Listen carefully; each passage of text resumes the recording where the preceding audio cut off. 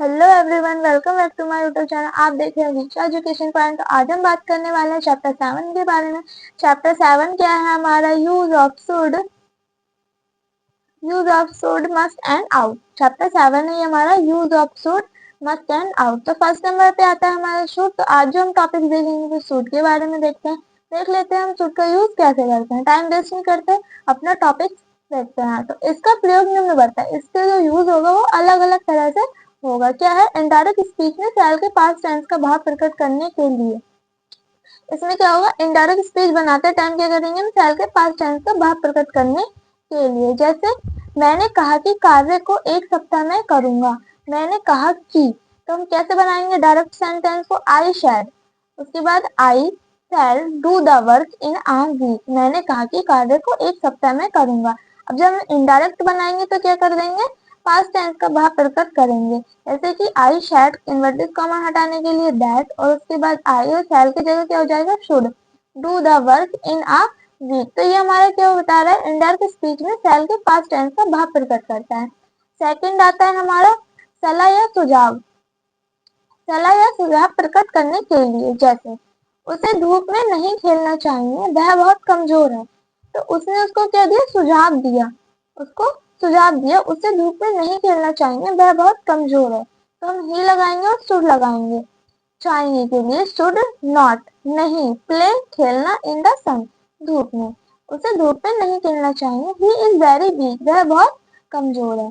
Second आता है हमारा छात्रों को परीक्षा में अनुचित साधनों का प्रयोग नहीं करना चाहिए। छात्रों को परीक्षा में अनुचित साधनों का प्रयोग नहीं करना चाहिए। तो उसने क्या दिया? इसको सुझाव भी दिया और सलाह भी दी। तो लगाएंगे हम द स्टूडेंट्स शुड, चाहिए के लिए शुड, और नॉट नहीं, यूज प्रयोग अनफेयर मीन्स अनुचित साधनों इन द एग्जामिनेशन, परीक्षा में। तो इसमें क्या है? इसमें हमें इसने एडवाइस दी, सलाह दी।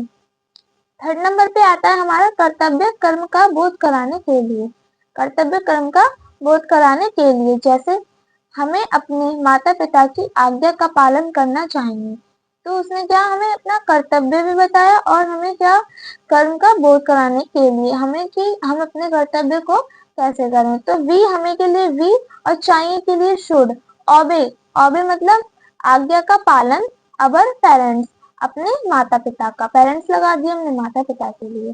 सेकंड आता है हमें अपने देश को प्रेम करना चाहिए। तो भी हमें शुड चाहिए लव प्रेम अवर कंट्री, अपने देश को। तो ये क्या था? हमारा कर्तव्य या कर्म का बोध कराने के लिए। उसके बाद आता है 4 नंबर हमारा सर्व प्रकट करने के लिए। जैसे नंबर फर्स्ट है, यदि आज वर्षा हुई तो मैच नहीं होगा। उसने क्या अपनी शर्त रख दी? यदि आज वर्षा हुई तो मैच नहीं होगा। तो हम पहले शुड लगाएंगे, और जिन वाक्यों में वर्षा मौसम के बारे में बताया जाता है उसे इट से स्टार्ट करते हैं। तो इट रेन, वर्षा, टुडे, आज। डियर, यदि, विल बी, होगी, मैच, होगा, तो नो मैच, तो मैच नहीं होगा। तो should it rain today, there will be no match. 5 number पे आता है उद्देश्य, पर्पज। उसका उद्देश्य क्या? एम क्या? प्रकट करने के लिए। जैसे संभल कर चलो, कहीं ऐसा ना हो कि तुम गिर जाओ। संभल कर चलो, कहीं ऐसा ना हो कि तुम गिर जाओ। तो उसने उसको उद्देश्य दिए, पर्पज दिए, एम है उसका। तो संभल कर चलो, कहीं ऐसा ना हो कि तुम गिर जाओ। तो वॉक केयरफुली, संभल कर चलो। लिस्ट, ऐसा। यू शुड फेल, कि तुम गिर जाओ। तो walk carefully, list you should fall. तो ये जो हमारे टेंस थे वो कौन से टेंस है? यूज ऑफ शुड के बारे में। तो अब हम नेक्स्ट वीडियो में मिलते हैं आपको नेक्स्ट टॉपिक के साथ। आई होप आप सबको ये बहुत अच्छे से क्लियर हो गया होगा।